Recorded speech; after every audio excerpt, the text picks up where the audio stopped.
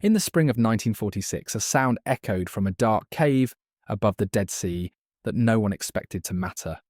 A stone shattered clay, and with it the assumption that human history was already fully known. What emerged from that cave did not simply add footnotes to scripture or archaeology. It suggested that something fundamental had been removed, softened, or deliberately misplaced over time. Stories once dismissed as symbolic suddenly carried the weight of eyewitness accounts. Beings described as angels, gods, or watchers behaved less like metaphors and more like actors in a forgotten chapter of human development. Why did early societies across continents describe the same towering figures, the same floods, the same sudden leaps in knowledge? Why do myths from Mesopotamia, Egypt, the Levant and beyond agree on events that modern history insists never happened? Why does the human story accelerate abruptly around the end of the last ice age, as if guided by an external hand? And why are the most disruptive texts, those that blur the line between human and non-human origins, always the ones pushed to the margins, labelled apocryphal or quietly ignored?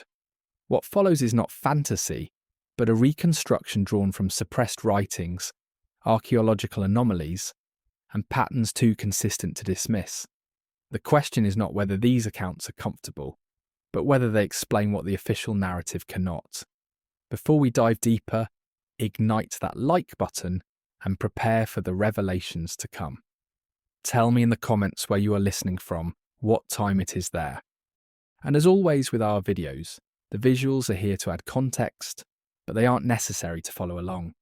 Thank you for always having our back. Prepare yourself, and let's dive in. Long before history was reduced to timelines and dynasties, memory survived through repetition. It moved from mouth to mouth, from stone to clay, from symbol to story. In nearly every ancient culture, there exists a persistent claim that the human past did not begin quietly. It began with intervention. The earliest people did not describe themselves as inventors of civilization, but as recipients of it.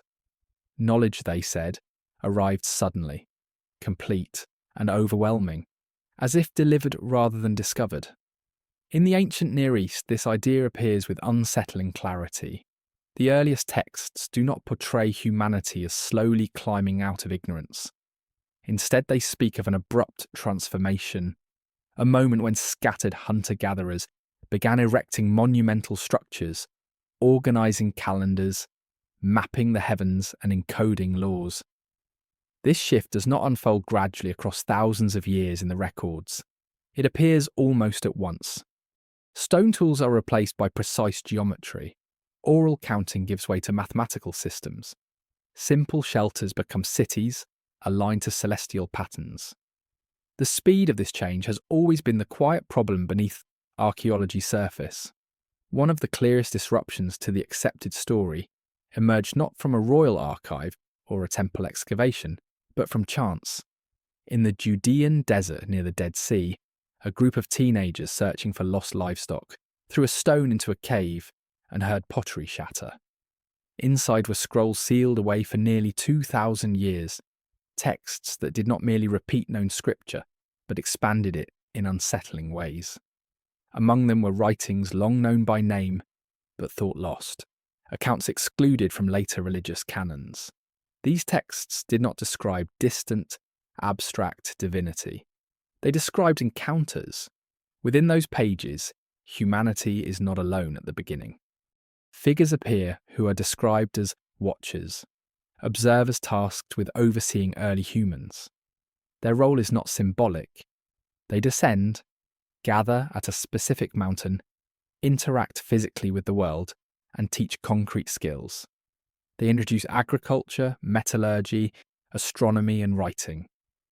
They explain the movement of the sun and moon, the measurement of time, and the division of land. Knowledge is not discovered through trial and error. It is instructed. The language used in these accounts is strikingly practical. Astronomy is not poetic stargazing, but technical measurement. Calendars are not seasonal guesses, but calculated systems. Even moral laws are framed as regulations imposed to manage consequences of interference, rather than abstract commandments. What unsettles modern readers is not the presence of the supernatural, but how little symbolism these texts rely on. The writers describe what they see, not what they imagine. The same pattern appears farther east, in the clay tablets of ancient Mesopotamia. The Sumerians, among the first people to leave extensive written records, claimed their civilization was founded after a catastrophic flood by beings who came from the sky. These beings were said to possess knowledge of engineering, medicine, and the stars. Kings did not rule by popular consent or conquest alone. They ruled as intermediaries, trained by these figures and bound to their instructions. Civilization itself was presented as a transfer of authority and information, not a human invention. What is often overlooked is how consistent these claims are across cultures that had no contact with one another. In Egypt, early inscriptions speak of a first time, a sacred age when divine beings ruled directly and taught humanity how to build, measure, and write. In Mesoamerica, similar figures arrive after a great flood, bringing agriculture, calendars, and law. In India, ancient texts describe sages who appear after cosmic upheaval to re-establish order and knowledge. The names change, the locations differ, the structure remains. Modern interpretation has largely reframed these accounts as metaphor. Gods become symbols of nature. Watchers become personifications of conscience. Floods become exaggerated local disasters. But this reframing raises a problem of its own. Metaphors do not teach advanced metallurgy. Allegories do not encode precise astronomical cycles. Symbols do not leave behind cities aligned to solstices with mathematical accuracy. At some point, the explanation becomes more complicated than the original claim. Another disruption to the accepted narrative lies in the figure of Enoch, a name that appears briefly in canonical scripture and extensively in excluded texts. In the standard version, he lives, walks with God, and vanishes. No explanation is offered. In the extended accounts, his story becomes far more concrete. He learns directly from the Watchers. He's shown the structure of the heavens, the mechanics of storms, the paths of celestial bodies. He's taken upward, not in death, but alive, to observe realms beyond earth. His role is not that of a mystic poet, but of a recorder, someone tasked with preserving information for future generations. What is notable is that Enoch's description mirrors figures found in other cultures under different names. In Egypt, a figure associated with wisdom and writing performs the same role. In Mesopotamia, a king sage appears before the flood, reigning for centuries and teaching humanity. Even the details align. Long lifespans, direct contact with non-human teachers, disappearance rather than death. These parallels persist even when stripped of later religious interpretations. The flood itself forms another point of convergence. Geological evidence confirms that at the end of the last ice age, massive melting events reshaped coastlines and submerged entire regions. Ancient texts across the world describe this catastrophe not as a slow environmental change, but as a sudden, overwhelming event. More importantly, they describe it as selective. Certain individuals are warned, instructions are given, survival is planned. Afterward, knowledge reappears almost immediately, carried by survivors who already know how to rebuild. This is where the conventional story struggles. If humanity had been reduced to primitive conditions, how did advanced knowledge re-emerge so quickly? Why do the earliest post-flood civilizations already possess writing, architecture, and astronomy? The idea that these skills were reinvented independently, multiple times, within a short span strains probability. The alternative proposed by ancient sources is simpler. The knowledge never disappeared, it was preserved. Throughout the historical record, there is a pattern of suppression surrounding these ideas. Texts that emphasize divine instruction and hybrid beings are excluded from official canons. Archaeological finds that challenge timelines are reinterpreted or sidelined. Giants become exaggerations. Advanced tools become anomalies. The narrative tightens, favouring gradualism over disruption, evolution over intervention. Yet the discomfort remains. Human history does not behave like a smooth curve. It behaves like a series of resets and accelerations. Each acceleration is accompanied by stories of teachers who are not entirely human. Each reset is marked by a flood, a fire, or a collapse attributed to cosmic forces. The same motifs repeat until coincidence becomes an inadequate explanation. What emerges from these fragments is not a complete answer but a framework. Humanity may not be the sole author of its own origins. Civilization may be less an invention and more a legacy, passed down through cycles of destruction and renewal. The earliest records do not ask us to believe blindly. They ask us to remember that history was once written by those who witnessed something extraordinary and struggled to describe it with the language they had. If these accounts are taken seriously, even cautiously, they force a reconsideration of what it means to be human. Not as isolated innovators rising alone from nature, but as participants in a story far older, more complex and more unsettling than the one preserved in textbooks.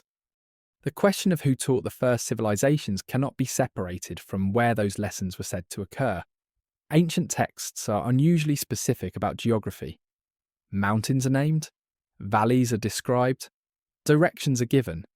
These are not abstract heavens floating beyond reality, but locations that can be mapped, climbed, and excavated.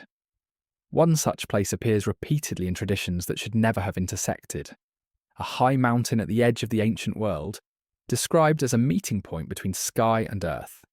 In Near Eastern sources, this mountain is portrayed as a gathering site where the watchers descended and swore oaths to one another. The act is described with legal precision, as if the writers understood the weight of binding agreements. This was not a casual descent. It was an organised event involving hundreds of beings who understood the consequences of crossing a boundary. The mountain itself becomes significant not because of symbolism, but because it marks a threshold. It is elevated, isolated, and visible from great distances, qualities that make it both a landmark and a signal. Later traditions remember the same location differently. Temples rise on its slopes. Sanctuaries are dedicated to sky gods under new names. Pilgrims arrive centuries after the original event, unaware that they are retracing paths once described in forbidden texts. Even when cultures change, the geography remains. Stone does not forget. What makes these accounts difficult to dismiss is the way they describe interaction. The watchers do not simply observe. They intervene. They teach humans how to work metal, transforming soft copper into hardened tools. They introduce the cutting and polishing of stone, techniques required for monumental construction. They explain medicinal plants, not as folk remedies, but as systems of cause and effect. They show humans how to calculate time by watching the movement of celestial bodies, dividing the year into precise intervals rather than vague seasons. These teachings carry consequences. Knowledge changes behaviour. Societies reorganise. Power concentrates. The texts describe how humans, newly empowered, begin to compete, expand, and exploit. Violence increases. Resources are consumed at unsustainable rates. What begins as instruction becomes imbalance. The watchers, originally tasked with observation, are described as abandoning restraint. They take human partners. Children are born who do not fit within existing categories. These offspring are not portrayed as gentle demigods. They are described as immense in size and appetite, consuming resources faster than the land can provide. Crops vanish. Livestock disappears. Eventually, humans themselves become prey. The language used is not metaphorical hunger or spiritual corruption. It is physical depletion. Earth in these accounts is treated as a system pushed beyond capacity. At this point, authority intervenes. Higher powers, described as rulers rather than creators, issue judgments. The Watchers are accused not of rebellion alone, but of destabilizing the world. Punishment is specific and logistical. Some are bound beneath the earth, imprisoned in deep regions described as cut off from light. Others are sentenced to witness the destruction they helped set in motion. There is no abstraction here. Judgment is administered like containment. The flood that follows is not presented as a random natural disaster. It is described as a reset mechanism. Waters rise to erase the hybrids and the civilizations they dominated. Mountains disappear, coastlines vanish. What remains is stripped to essentials. Yet even within this destruction, preservation occurs. Instructions are given. Knowledge is safeguarded. Seeds are stored. Lineages are chosen. What is striking is how closely this narrative aligns with geological evidence. At the end of the last ice age, global sea levels rose dramatically. Massive meltwater pulses flooded coastal regions and river valleys. Entire settlements were submerged within generations. For people living through this, the experience would not have felt gradual. It would have felt like the world ending. After the waters recede, something unusual happens. Instead of starting from nothing, humanity resumes building with surprising speed. In Mesopotamia, cities appear with organized layouts and administrative systems. In Egypt, monumental architecture emerges with precise alignment to stars and cardinal directions. In the Indus Valley, standardized bricks and drainage systems appear almost immediately. These developments suggest inheritance, not reinvention. The idea that survivors carried forward preserved knowledge appears repeatedly. In some traditions, these survivors are kings. In others, they are sages. Often they are described as both. They rule because they know. They know because they were taught. Authority and expertise are inseparable. This structure persists for millennia, long after the original teachers are said to have departed. Over time, the memory of non-human instructors becomes uncomfortable. As religions evolve, gods become more distant and abstract. Direct interaction fades from acceptable belief. Stories are edited, texts are shortened. Accounts of physical descent and instruction are reframed as visions or dreams. The watchers are renamed angels. Their actions become symbolic rather than literal. The giants shrink into allegory, yet fragments remain, embedded in traditions that refuse to align neatly. References to enormous beings persist in genealogies and battle accounts. Mentions of forbidden knowledge appear in warnings against certain sciences. Even the fear of repeating an ancient catastrophe lingers, expressed as moral caution rather than environmental awareness. What these patterns suggest is not a single hidden truth, but a suppressed category of explanation. The ancient world did not see a sharp divide between the natural and the cosmic. Sky and earth were part of the same system. Beings who arrived from above were not necessarily gods in the modern sense. They were powerful, knowledgeable, and different. That difference mattered. If these accounts are dismissed entirely, humanity becomes an anomaly, developing advanced systems repeatedly without precedent or guidance. If they are considered carefully, even skeptically, they offer a framework that explains both the sudden rise of civilization and the recurring fear of its collapse. Knowledge, in this view, is dangerous not because it is evil, but because it accelerates consequences faster than wisdom can adapt. The Watchers disappear from the narrative, but their influence remains. Calendars still track the heavens they taught humans to observe. Cities still align with stars mapped long ago. Laws still echo the structures first imposed to control a world teetering on imbalance. The past does not vanish. It sinks, layers itself and waits to be uncovered again. In this light, the earliest civilizations were not naive experiments. They were restorations, built on instructions inherited from a time before memory was fragmented. The silence that surrounds these origins may not be accidental. Some stories are not forgotten because they are false, but because they challenge the idea that humanity has always stood alone. As the memory of direct contact faded, what remained were records that refused to disappear completely. They survived not as official history, but as fragments embedded in royal lists, temple inscriptions, and stories passed down, with the warning that they described a time unlike any other. One of the most revealing of these records appears in the form of king lists that stretch far beyond reasonable human lifespans. These lists do not apologise for their numbers. They state them plainly, as if expecting no disbelief. In Mesopotamia, early tablets describe rulers who reigned not for decades but for centuries. Some are said to have ruled for tens of thousands of years before a great flood swept their world away. Modern interpretation often dismisses these figures as symbolic or mythological, but the scribes who recorded them treated them as factual. They differentiated clearly between the reigns before the flood and those after it, implying a change not only in environment, but in the nature of beings who ruled. These antediluvian kings are not portrayed as ordinary humans. They are associated with direct instruction from higher beings, mastery of sciences, and authority that does not rely on force. Their reigns are described as periods of order and abundance, followed by decline when their influence wanes. After the flood, reign lengths shorten dramatically. The shift is sudden, not gradual. Something fundamental has changed.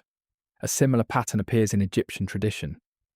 Early dynastic records speak of a time when gods ruled directly over the land, followed by a transitional era of semi-divine rulers, and finally by human kings. This sequence mirrors the Mesopotamian division with unsettling precision.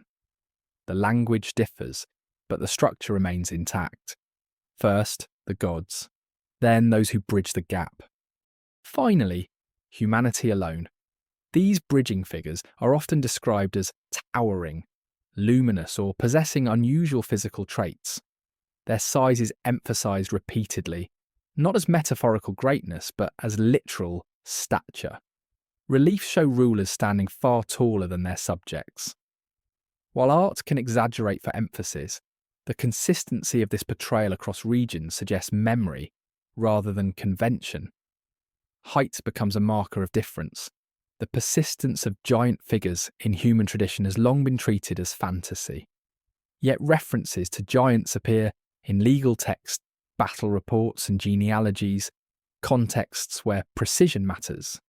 They are described as enemies, kings, builders, and sometimes protectors. Their defeat often marks the end of an era. Their disappearance coincides with cultural collapse or transformation. What complicates dismissal is the archaeological problem of scale. Around the world, there exist structures composed of stones weighing hundreds or even thousands of tons. These stones are cut with precision, transported over long distances, and fitted together without mortar. The techniques required to move and place them remain disputed even with modern machinery. Explanations typically focus on labour organisation and ingenuity, yet the sheer weight involved challenges those models. Ancient builders themselves offered explanations. They attributed construction to beings of immense strength or to divine assistance. These claims are not confined to one region. From the Levant to South America, megalithic sites are linked to stories of giants or sky beings who built in a time before ordinary humans could. When these stories are stripped of later embellishment, they often describe a lost workforce rather than supernatural magic. The disappearance of these beings is as consistent as their presence. In many accounts, they are destroyed or driven away after violating boundaries. In others, they perish in catastrophic floods or wars among themselves. Rarely do they fade peacefully. Their end is abrupt, and humanity inherits the remnants of their world without fully understanding how it was made. After their disappearance, societies continue to use the infrastructure left behind. Temples are rebuilt atop older foundations. Sacred sites remain sacred, even when their original purpose is forgotten. Stones are reused, alignments are preserved. The function persists while the origin is obscured. This layering creates the illusion of continuity, masking the rupture beneath. Over generations, memory reshapes itself. What was once described as physical becomes spiritual. Giants become demons. Teachers become gods. Technology becomes magic. This transformation is not necessarily deliberate. It is the natural consequence of losing context. When knowledge cannot be replicated, it is mythologized. This process can be traced in the language of ancient texts. Early accounts describe how knowledge was taught directly, step by step. Later retellings replace instruction with commandment. Instead of being shown how to observe the stars, people are told to worship them.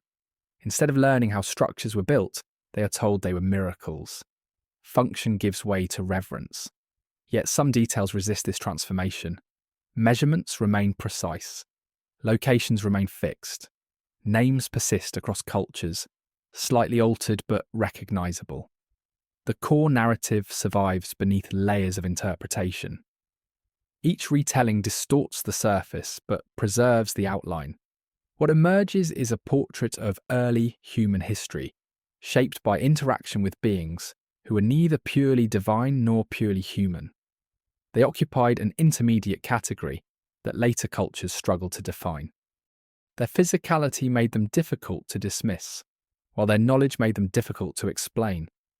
As belief systems evolved, the safest solution was to elevate them beyond reach or banish them into metaphor. The result is a historical record that feels incomplete. Sudden advancements lack origin stories. Massive constructions lack builders. Entire epochs are summarized in a few lines. Where explanation should be, silence remains. That silence has been filled with assumptions rather than investigation. If the ancient accounts are taken at face value, humanity's early world was not a blank slate.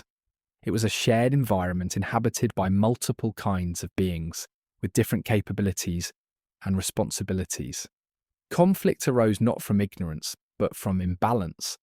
Power concentrated where it was not meant to remain. The consequences reshaped the planet. By the time written history resumes in recognizable form, the age of direct interaction is over. What remains are warnings encoded in story and ritual. Cross certain boundaries and catastrophe follows. Seek forbidden knowledge without restraint, and collapse becomes inevitable. These are not moral lessons in the modern sense. They are observations drawn from experience. The giants and semi-divine rulers vanish, but the question they leave behind does not. How did humanity inherit a world already filled with ruins, knowledge, and systems older than memory? The answer may lie not in imagination, but in the fragments left by those who witnessed the transition and tried against time to record what they saw. When the floodwaters receded and the surviving populations began to regroup, the world they returned to was not empty. Beneath layers of silt and debris lay the remnants of structures, systems, and knowledge that could not have been created by scattered bands starting from nothing. This period, often described as the dawn of civilization, bears the unmistakable marks of inheritance. The survivors did not invent their way forward blindly. They resumed. In Mesopotamia, the earliest post-flood cities appear with features that suggest continuity rather than experimentation. Irrigation channels are laid out with an understanding of hydrology that would have taken generations to develop through trial alone. Administrative systems emerge immediately, complete with standardized measures, seals, and written records. Writing itself does not appear as a crude sketching of ideas, but as a fully formed system capable of legal, economic, and astronomical notation.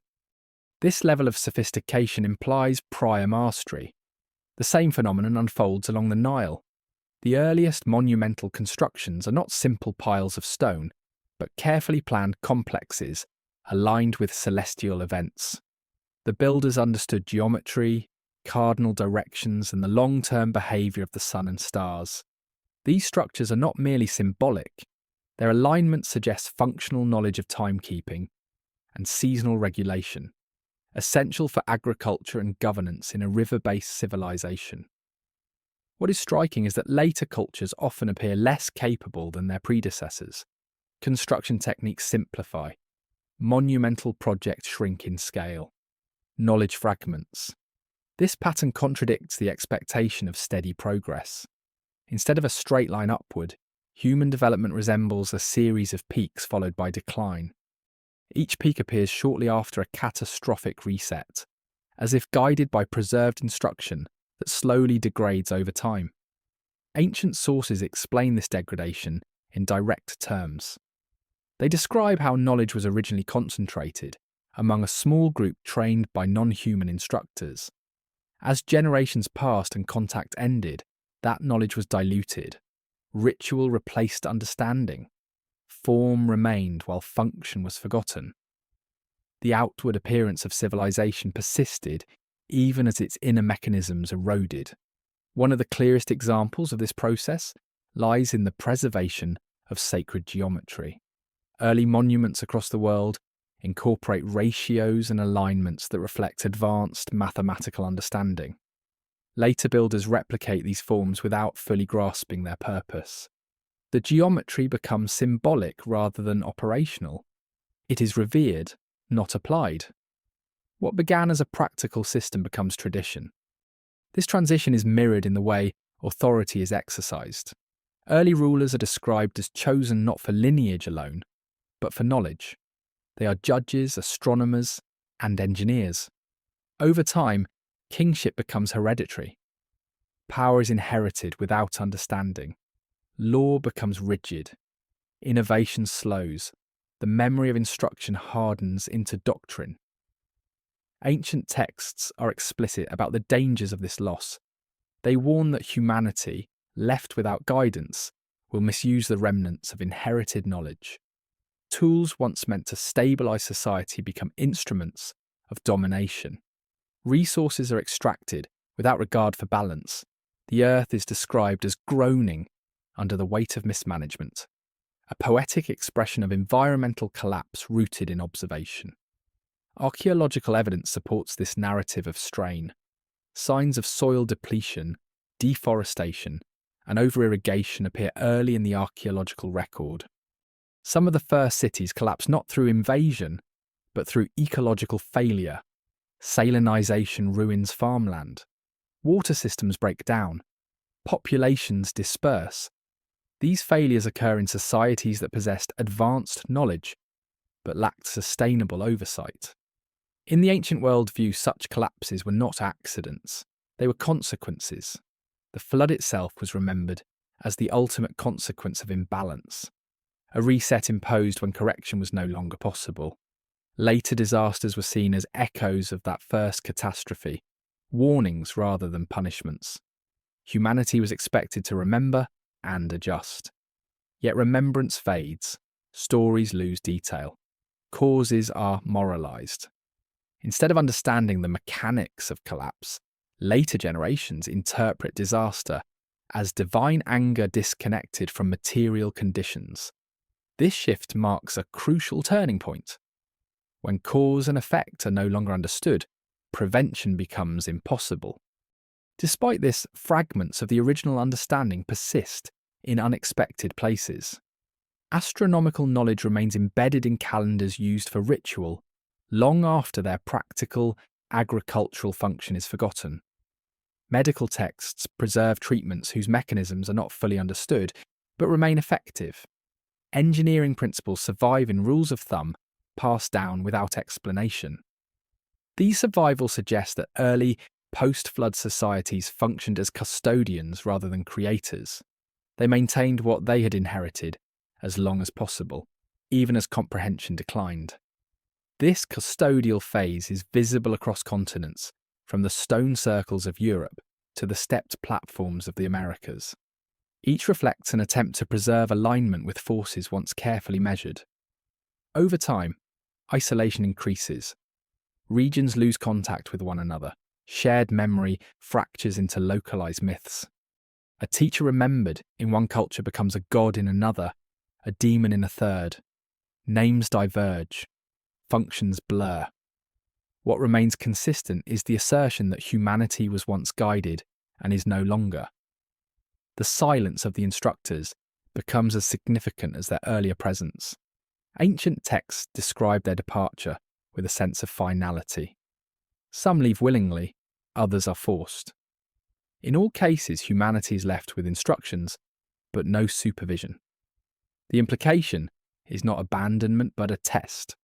Can a species maintain balance without direct intervention? The historical record suggests mixed results.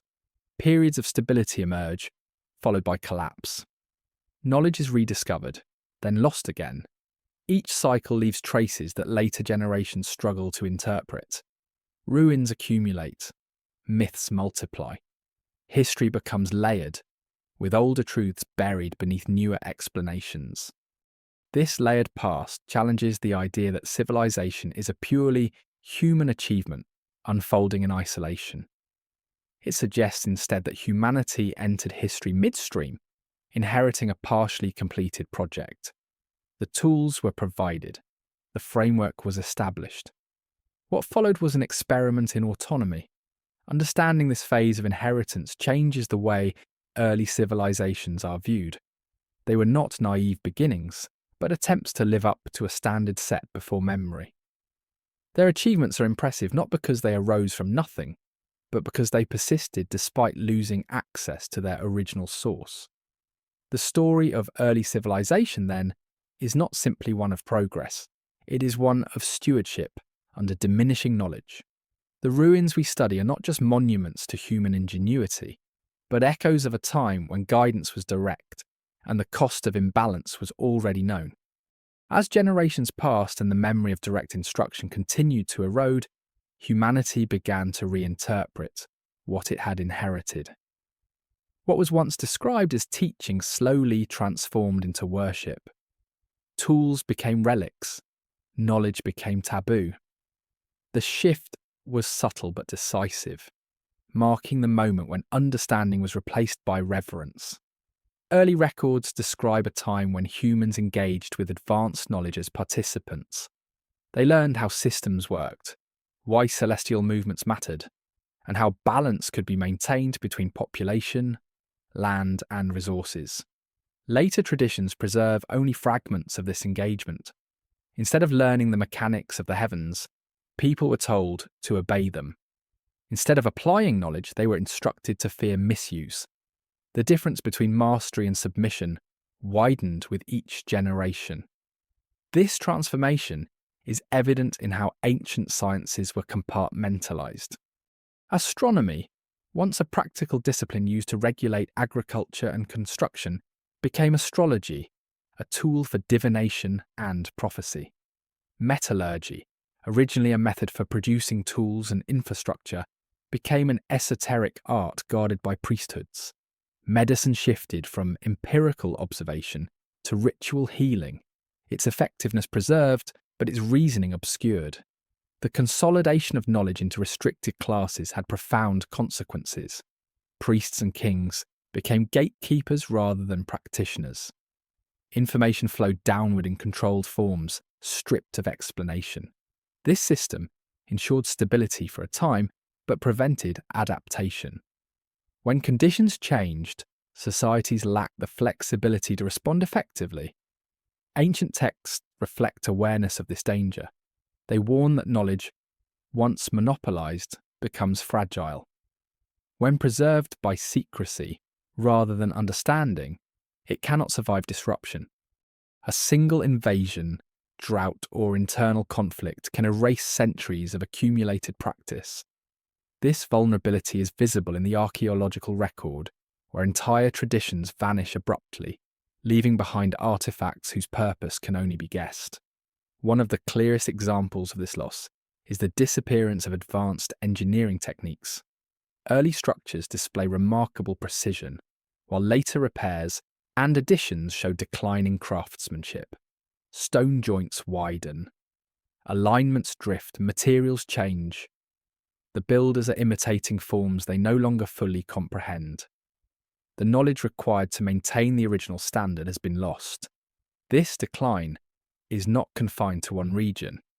Across the ancient world, there is a noticeable regression following periods of peak complexity. In Mesopotamia, sophisticated water management systems fall into disrepair, contributing to soil salinization and agricultural collapse. In the Mediterranean, monumental construction pauses for centuries after the fall of early palace cultures. In the Americas, large urban centres are abandoned, their infrastructure left to decay. These collapses are often explained as the result of invasion or climate change. While such factors play a role, they do not account for the uniform pattern of knowledge loss. Societies with access to written records, architectural templates, and established traditions should have been able to recover. That they did not suggest the absence of a deeper layer of understanding once provided externally. In mythic language, this absence is described as the departure of the gods. The phrase does not necessarily imply physical ascent into the sky. It reflects the end of guidance. Without teachers to correct errors and adapt systems, small mistakes compound. Over time, complexity becomes liability rather than strength. The memory of this transition survives in stories that emphasize forbidden knowledge. In these narratives, humans reach beyond their limits and suffer consequences. Fire, language, metallurgy, and even agriculture are portrayed as gifts that carry danger. This framing reveals a collective anxiety rooted in experience. Knowledge had once saved humanity. It had also nearly destroyed it. As a result, later cultures developed moral systems designed to restrain curiosity rather than encourage it. Obedience replaced inquiry, tradition replaced experimentation. While this approach reduced risk, it also limited growth. Civilizations became stable but stagnant, capable of preservation but not innovation. Despite this stagnation, remnants of the original knowledge occasionally resurfaced. Periods of renaissance occur when forgotten techniques are rediscovered or reinterpreted. These moments are often celebrated as human triumphs, yet they frequently mirror ancient practices already recorded in much older sources. What appears as invention is often recovery. The recurrence of these recoveries suggests that the inherited framework was robust enough to survive fragmentation. Even when its logic was lost, its structure endured. People could rebuild portions of it through observation and experimentation, though never quite reaching the original level of integration. This pattern reinforces the idea that early humanity was not starting from zero. It was adapting to diminishing support. The story of civilization becomes one of learning to walk after losing a guiding hand.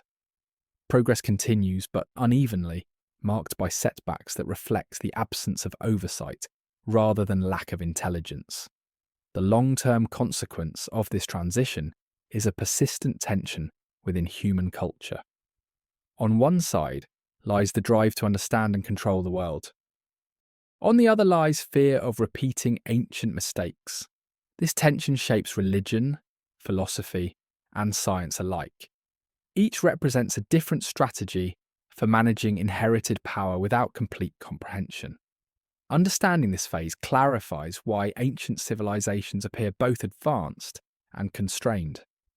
They possess tools and knowledge beyond what their social structures could sustain independently. Their achievements are impressive, but their fragility is revealing. They were heirs to a legacy that demanded responsibility before humanity was fully prepared to assume it. In this context, the disappearance of the original instructors marks not an end, but a turning point. Humanity's task shifted from learning under supervision to learning through consequence. The ruins left behind are not just monuments to a lost age, but reminders of a lesson learned too early and remembered too imperfectly. As inherited knowledge fragmented and direct guidance vanished, humanity's relationship with power began to change in a fundamental way. What had once been understood as responsibility gradually hardened into control. Early systems built to maintain balance were repurposed to dominate populations and extract resources. The language of stewardship faded, replaced by the language of rule. This shift is visible in the evolution of kingship. The earliest rulers are consistently described as intermediaries, individuals trained to apply complex knowledge for the benefit of the whole. Their authority rested on competence as much as lineage. Over time, however, rulership became detached from understanding. Power was inherited, not earned, and knowledge became ceremonial. Kings still claimed divine sanction, but their connection to the source of that sanction had grown distant. As authority centralized, cities expanded beyond sustainable limits. Urban populations increased faster than surrounding land could support. Forests were cleared. Rivers were redirected. These actions required technical skill, but they were often carried out without long-term planning. The ancient warnings about balance were remembered as myths rather than guidelines. The result was predictable. Environmental stress intensified, and societies became increasingly brittle. Historical records from multiple regions describe periods of famine, disease, and social unrest following aggressive expansion. These crises are often framed as divine punishment, yet the underlying causes are practical. Over-irrigation salinizes soil. Deforestation alters rainfall. Dense populations accelerate the spread of illness. Ancient observers recognize these connections, even if they express them in symbolic terms. One of the most striking features of this period is the repetition of collapse. Civilizations rise quickly on the foundation of inherited systems, reach a peak of complexity, and then disintegrate. The pattern repeats in Mesopotamia, the Indus Valley, the Eastern Mediterranean, and later in the Americas. Each collapse leaves behind ruins that later cultures struggle to explain. In many traditions, these collapses are accompanied by stories of conflict among the gods. Beings who once cooperated turn against one another. Wars in the heavens mirror chaos on earth. While modern readers may see allegory, these stories preserve memory of internal breakdown. Systems designed for guidance were compromised by competing interests, leaving humanity caught in the aftermath. Another recurring theme is the creation of elites who claim exclusive access to ancient knowledge. These groups often emerge during periods of instability, offering certainty in exchange for obedience. They codify fragments of inherited wisdom into rigid doctrines discouraging inquiry. What was once dynamic becomes static, preserved but no longer adaptable. Archaeological evidence supports this transition. Libraries shrink, technical manuals disappear, writing shifts from descriptive to prescriptive. Instead of explaining how something works, texts declare how it must be done. The loss of explanation signals a loss of understanding. Knowledge becomes law rather than tool. This rigidity contributes to further decline. When systems cannot adapt, they fail catastrophically. Cities are abandoned. Trade networks collapse. Skills are lost. Survivors revert to simpler ways of life, carrying with them only stories of a time when the world was ordered and guided. These stories often include warnings about the misuse of power. Figures who attempt to reclaim forbidden knowledge are punished. Structures built in defiance of limits are destroyed. Such narratives reflect collective memory of previous overreach. They serve as cultural safeguards, discouraging repetition of past mistakes. Yet even within these warnings lies a contradiction. Humanity continues to seek understanding. The drive to explore, measure, and explain does not disappear. It is redirected. Curiosity survives within constraints, expressing itself through art, ritual, and eventually philosophy. Over time, these expressions accumulate, setting the stage for renewed inquiry. This gradual reawakening is uneven. Some societies remain locked in tradition for centuries, while others begin to question inherited narratives. The rediscovery of ancient texts, the re-examination of ruins, and the reinterpretation of myths all contribute to a slow reconstruction of lost frameworks. Each rediscovery is partial, constrained by missing context. What distinguishes this phase from the earlier era of instruction is isolation. Humanity is now learning alone. Mistakes are no longer corrected by external teachers. Feedback comes in the form of collapse rather than guidance. Progress continues, but at a cost measured in lost civilizations. The long arc of this process reveals a species struggling to manage tools designed for a more integrated system. Knowledge that once functioned within a network of oversight now operates without safeguards. This imbalance explains both humanity's remarkable achievements and its recurring failures. Understanding this dynamic reframes the story of ancient collapse. These were not inevitable failures of primitive societies, but predictable outcomes of systems operating beyond their original design parameters. Without the full context of their inherited knowledge, humans applied techniques without understanding their limits. The persistence of this pattern into later history suggests that the lesson was not fully learned. Each new rise carries echoes of the old warnings. Each new collapse adds another layer to the record. The cycle continues, driven by the same tension between capability and wisdom. Seen this way, ancient history is not a series of disconnected events, but a continuous experiment in autonomy. Humanity inherited a world shaped by forces it only partially understood, and has spent millennia attempting to reconcile that inheritance with its own limitations. The ruins scattered across the planet are not just remnants of past glory, but markers along a path still being navigated. As centuries turned into millennia, the inherited past did not disappear. It hardened. What had once been fluid knowledge became fixed memory, embedded into myth, ritual, and architecture. Humanity no longer interacted with the legacy directly, but lived inside its residue. The world itself became an archive, filled with structures and symbols, whose original function was obscured, but whose presence could not be ignored. One of the clearest signs of this transformation lies in sacred landscapes. Across continents, certain locations remain sacred across radically different cultures and eras. Temples are rebuilt atop older temples, churches rise on ancient foundations, mosques occupy sites once dedicated to sky gods. The continuity is not theological but spatial. These places were chosen long before later religions arrived, suggesting that their importance predates the belief systems now associated with them. Ancient builders understood something about geography that later generations sensed but could not fully explain. High places, river junctions, and specific mountain ranges recur as centres of ritual and authority. These locations are often aligned with celestial events, indicating an original purpose tied to observation and regulation, rather than worship alone. Over time, observation gave way to reverence. The site remained powerful, even as its reason faded. This shift reshaped the human relationship with the past. Instead of being a source of instruction, history became a source of legitimacy. Rulers traced their authority back to divine ancestors. Priests claimed descent from ancient sages.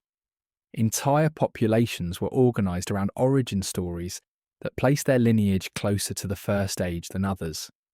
Power was justified by proximity to remembered greatness. In this process, memory became selective. Elements that reinforced hierarchy were preserved. Elements that suggested shared responsibility or lost balance were softened or removed.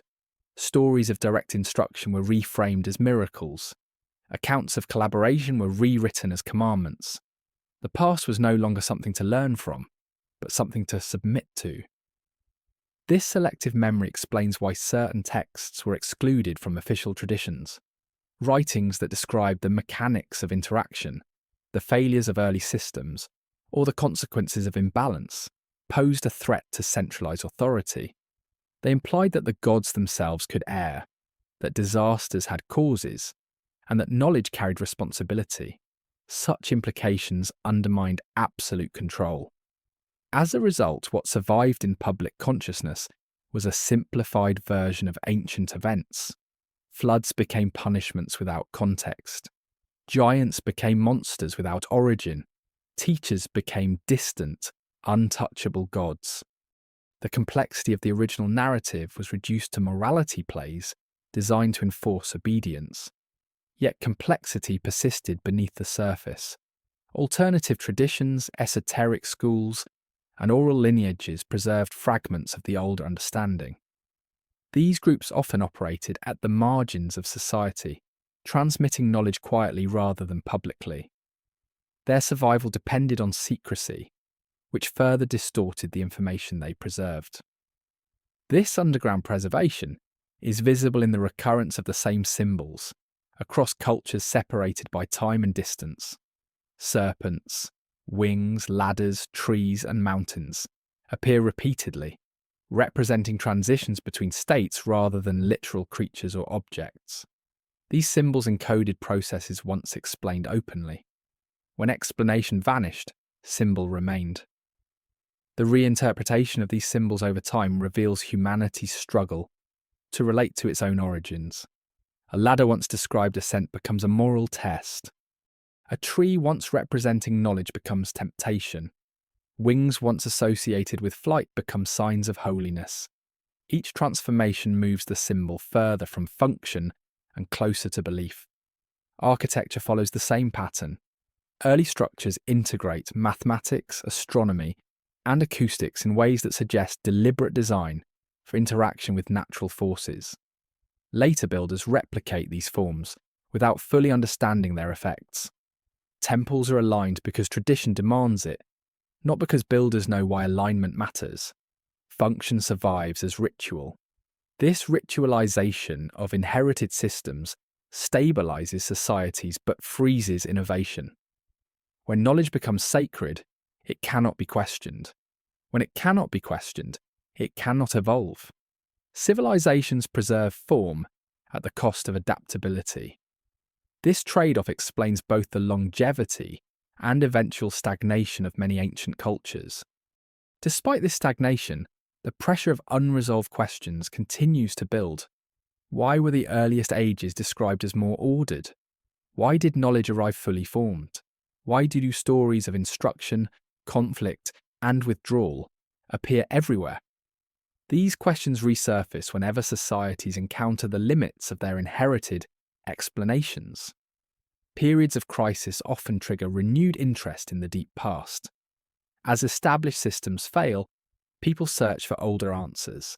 Ruins are re-examined. Myths are reread. Suppressed texts resurface. Each rediscovery destabilizes the accepted narrative, suggesting that the official version of history is incomplete.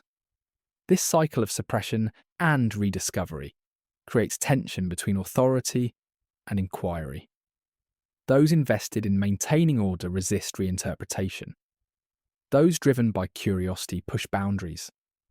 The conflict mirrors the ancient tension described in early texts, where knowledge both empowers and threatens stability. Over time, this dynamic shapes the evolution of human thought. Philosophy emerges as a way to reconcile inherited belief with observation. Science develops as a method to test fragments of ancient knowledge independently. Religion adapts by absorbing reinterpretations, while preserving core authority. Each represents a different strategy for engaging with a past that refuses to stay silent. What becomes clear is that humanity never fully escaped its origins. The First Age, whether understood literally or symbolically, continues to exert influence.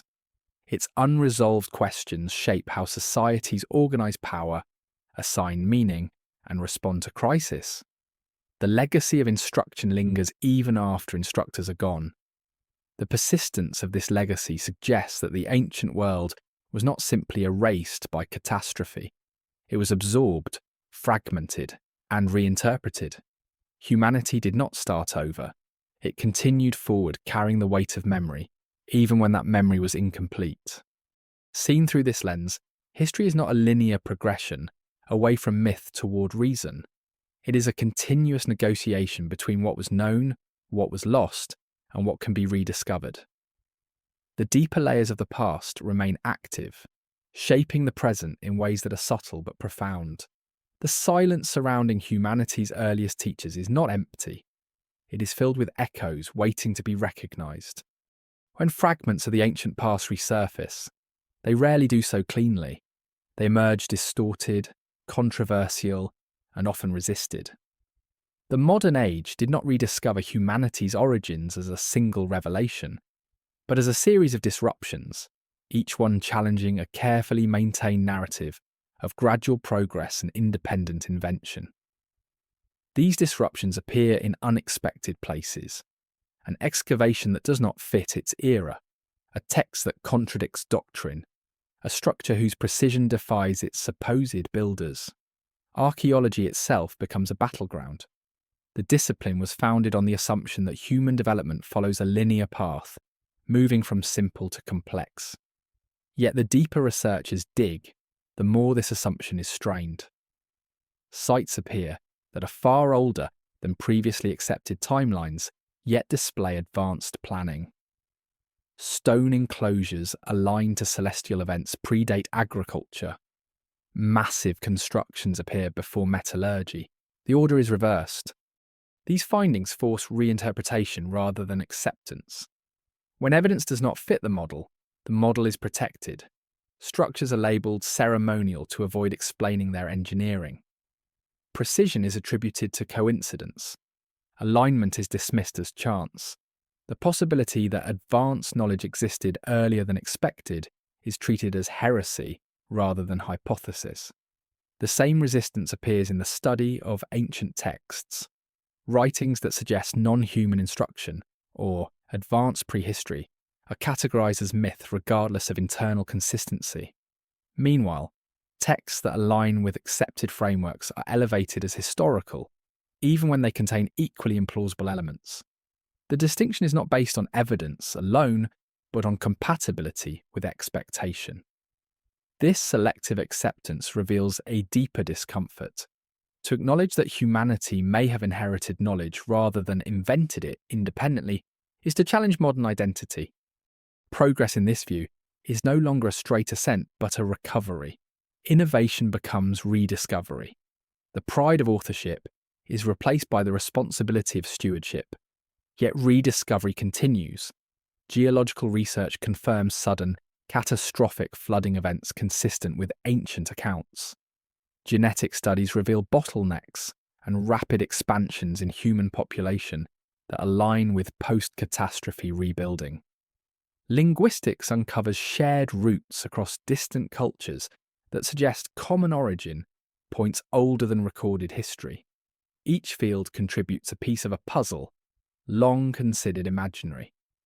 Technology itself begins to mirror ancient concerns.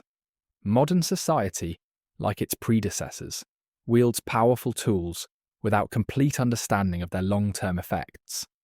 Environmental strain, resource depletion, and systemic instability echo patterns described in ancient warnings. The same imbalance between capability and wisdom reappears, scaled to a global level, i.e., this parallel gives ancient texts new relevance. What were once dismissed as moral fables now read like case studies. Stories of collapse following unchecked expansion resemble modern ecological models. Accounts of knowledge monopolized by elites mirror contemporary concerns about technological control. The ancient past begins to feel uncomfortably familiar. In this context, the suppression of certain narratives takes on new meaning. Stories that frame catastrophe as consequence rather than accident imply accountability. They suggest that civilizations fall not because of fate, but because of decisions. Such implications are unsettling, particularly in an era facing similar thresholds. The modern world prefers narratives that externalize blame. Climate, asteroids, divine will, these explanations absolve responsibility. Ancient accounts, by contrast, emphasize imbalance created from within. They place humanity at the center of cause and effect. This difference explains why such accounts remain marginalized. Despite resistance, the accumulation of anomalies continues. Each unexplained structure, each out-of-place artifact, each rediscovered manuscript adds pressure to the accepted timeline. Individually, they can be dismissed. Collectively, they demand reconsideration. The question shifts from whether the ancient narrative is literal to whether it encodes a truth lost to formal history. This shift does not require belief in gods descending from the sky. It requires acknowledgement that ancient people may have described real interactions using the language available to them. Advanced beings become gods because no other category exists. Technology becomes magic because its principles are unknown. The description may be flawed, but the experience behind it can still be real. Understanding this reframes myth not as falsehood, but as translation. Ancient authors were not writing scientific papers. They were recording events as best they could, preserving memory through story rather than measurement. To read these accounts literally is naive. To dismiss them entirely is equally so. A more productive approach lies between. Treat the ancient record as data filtered through culture. Patterns matter more than details. Consistency across independent sources matters more than imagery. When dozens of cultures describe instruction, catastrophe, and withdrawal in similar sequence, coincidence becomes unlikely. This approach also restores agency to ancient peoples. Rather than portraying them as ignorant or superstitious, it recognizes them as observers, grappling with extraordinary circumstances. Their stories are not childish fantasies, but attempts to preserve meaning under pressure. They encoded warnings in narrative because narrative survives collapse better than technical manuals. The persistence of these warnings suggests intent. Someone wanted future generations to remember that civilization is fragile, that knowledge carries weight, and that imbalance invites correction. Whether this message originated from human experience alone or from interaction with others becomes secondary. The lesson remains applicable. As modern society stands at its own threshold, the ancient past ceases to be distant. The same questions resurface under new names. How much power can be wielded safely? Who controls knowledge? What happens when systems exceed their capacity to self-regulate? These are not ancient questions, they are recurring ones. In this light, the study of forgotten origins is not escapism, it is preparation.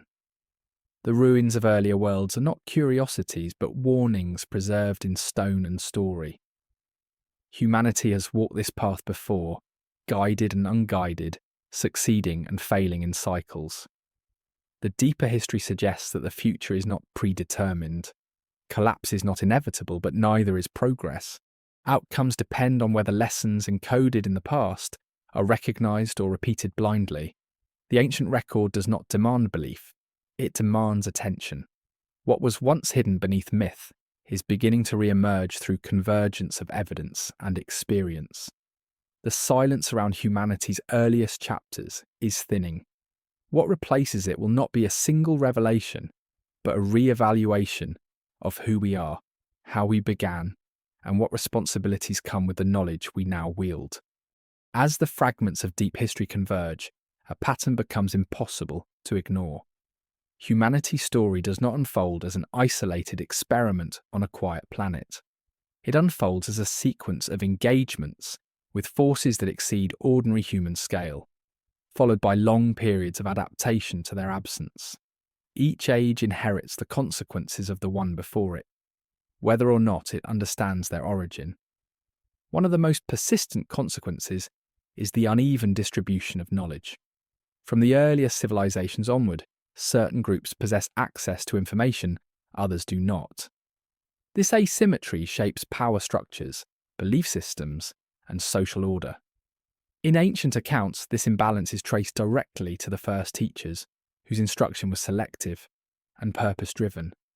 Knowledge was given where it was needed, not universally. The long-term effects of this selectivity echo across history. As societies expand, this inherited inequality becomes institutionalized. Knowledge is no longer distributed by necessity, but by status. Lineage replaces qualification. What began as a functional hierarchy hardens into rigid class systems. Those at the top claim authority by descent from the first age, while those below are taught reverence rather than understanding. This structure proves resilient, surviving collapses and reforms alike. Empires rise and fall, but the pattern remains. Control over knowledge ensures control over labour, belief and resources. The deeper origins of this control fade, but its mechanisms persist. Civilization becomes less about shared survival and more about managed populations. ancient warnings about imbalance reappear here with new clarity.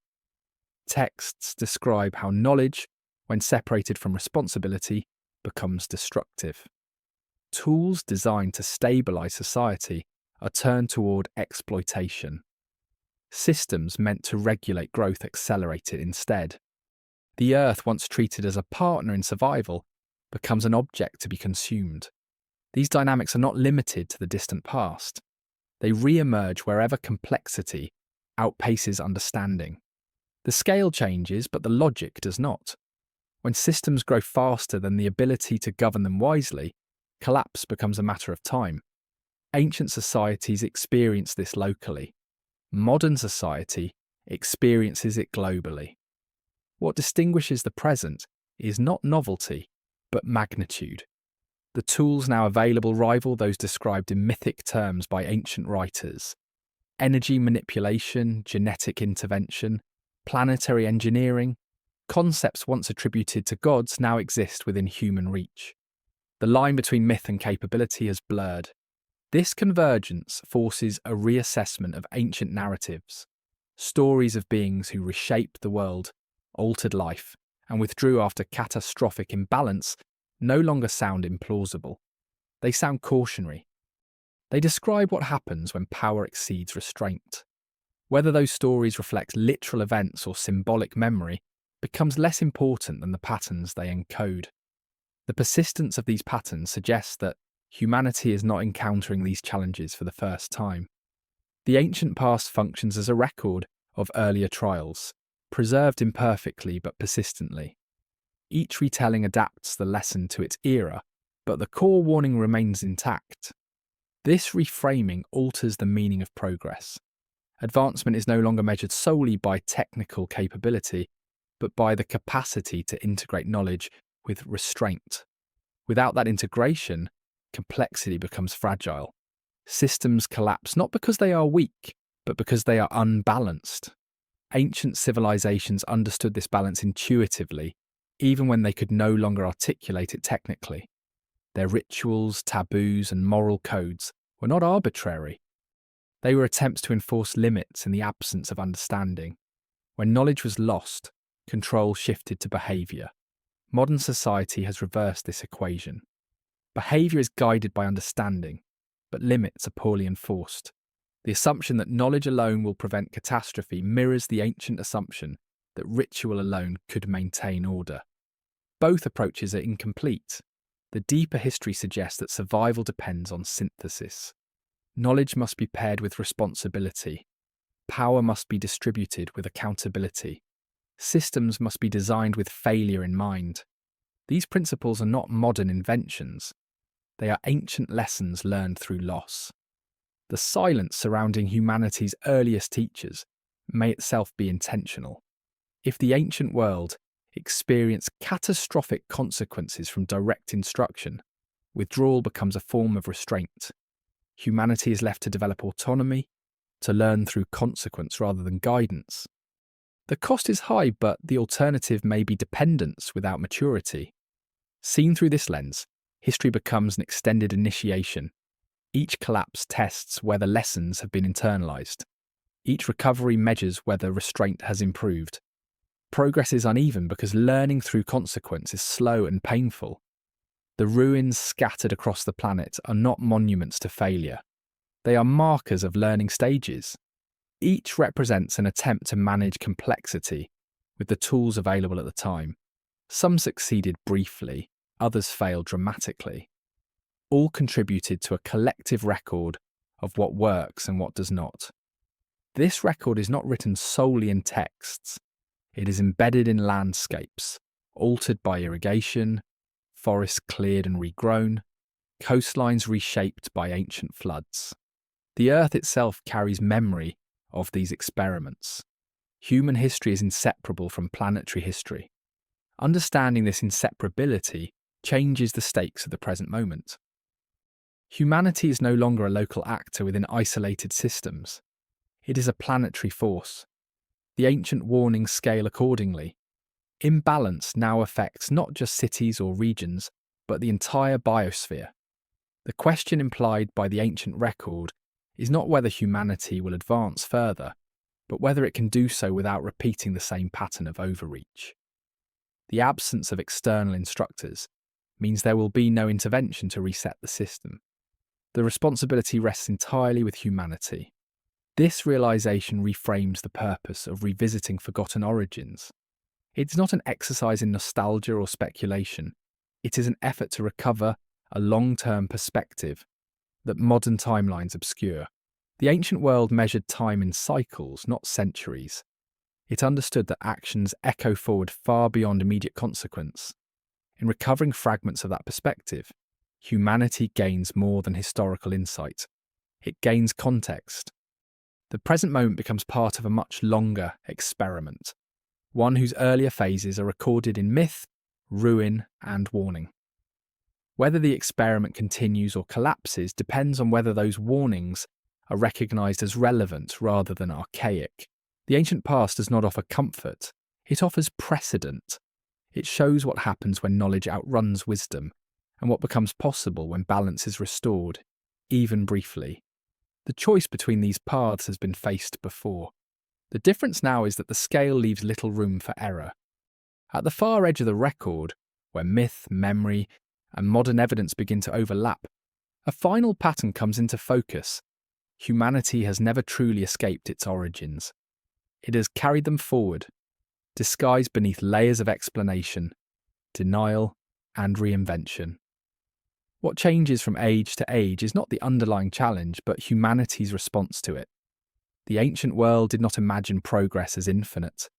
It understood time as cyclical, marked by creation, imbalance, collapse, and renewal. Each cycle was shaped by the same forces: access to powerful knowledge, the temptation to overextend, and the inevitable consequences of imbalance. This worldview did not arise from pessimism, but from observation. Civilizations rose, reached extraordinary heights, and then unravelled, often leaving behind warnings encoded in stone and story. Modern society has largely rejected this cyclical understanding in favour of linear progress. Advancement is assumed to move in one direction, upward and outward. Failures are treated as temporary setbacks rather than structural risks. Yet the deeper historical record suggests that collapse is not an anomaly. It is a recurring outcome when complexity exceeds the capacity for restraint. What distinguishes the present moment is not intelligence or creativity, but scale. Humanity now operates systems that affect the entire planet simultaneously. Energy extraction alters climate patterns. Industrial processes reshape ecosystems. Digital networks reorganize social behavior at unprecedented speed. These capabilities mirror, in magnitude if not in form, the powers attributed to ancient teachers and gods. This convergence forces a reckoning. The boundary between mythic power and human capability has eroded. What was once described as divine intervention is now achievable through technology. The same questions that haunted ancient civilizations return with greater urgency. How much power can be wielded without destabilizing the system that sustains it? Who decides how knowledge is used? What mechanisms exist to prevent irreversible damage? The ancient record offers no simple solutions, but it does offer clarity about consequences. Systems that prioritize expansion over balance eventually fail. Societies that centralize knowledge without accountability become brittle. Cultures that suppress warning signs in favor of authority lose the ability to adapt. These outcomes are not moral judgments, they are structural realities. In this light, the stories of forgotten instructors and vanished ages take on renewed significance. Whether interpreted literally or symbolically, they encode lessons learned at immense cost. They describe worlds that reached extraordinary levels of organisation and then collapsed because their internal checks failed. Humanity survived not by surpassing those systems immediately, but by rebuilding more cautiously, layer by layer. The disappearance of the ancient teachers, however understood, left humanity with autonomy, but also responsibility. Without external correction, mistakes persist longer and spread wider. Learning becomes slower, but deeper. Each failure carries the potential for adaptation if it is recognized rather than denied. The challenge facing modern civilization is not the absence of knowledge, but the absence of humility before it. Ancient cultures understood, often instinctively, that power required limits. When understanding waned, they replaced limits with ritual and taboo. Today, understanding has expanded dramatically, but limits remain politically and culturally contested. The deeper history suggests that limits are not obstacles to progress, but conditions for its survival. Balance does not prevent advancement, it sustains it. The civilizations that endured longest were not those that expanded fastest, but those that adapted most carefully to their environment and internal constraints. This perspective reframes the meaning of rediscovering ancient origins. It is not about uncovering lost gods or proving alternative histories for their own sake. It is about recovering long-term awareness. The ancient world thought in spans of thousands of years because it had witnessed cycles play out fully. Modern society often plans in decades, sometimes in quarters, rarely in centuries. Reintegrating that long view may be humanity's most urgent task. The past does not dictate the future, but it reveals trajectories. Patterns repeat not because history is predetermined, but because human behaviour changes slowly relative to the power it commands. The ruins left by earlier worlds are silent, but they are not meaningless. They stand as physical reminders that intelligence alone does not guarantee survival. Coordination, restraint, and shared responsibility matter as much as innovation. These truths were learned once through catastrophe. They need not be relearned the same way. The ancient narrative ends not with certainty, but with inheritance. Humanity inherits a planet shaped by previous cycles, a body of knowledge assembled through trial and collapse, and a warning encoded in myth rather than law. The absence of explicit instruction does not imply abandonment. It implies trust in humanity's capacity to learn. Whether that trust is justified remains an open outcome, written not in prophecy but in decision. The story of human origins, when stripped of comfort and illusion, is not about where humanity came from, but about what it repeatedly becomes when power outpaces wisdom. The final lesson embedded in the deep past is neither hopeful nor hopeless. It is conditional. Civilization survives when knowledge is matched by responsibility, when expansion is balanced by restraint, and when the lessons of previous cycles are recognized rather than dismissed. The future, like the past, will be shaped not by what humanity can do, but by what it chooses not to do.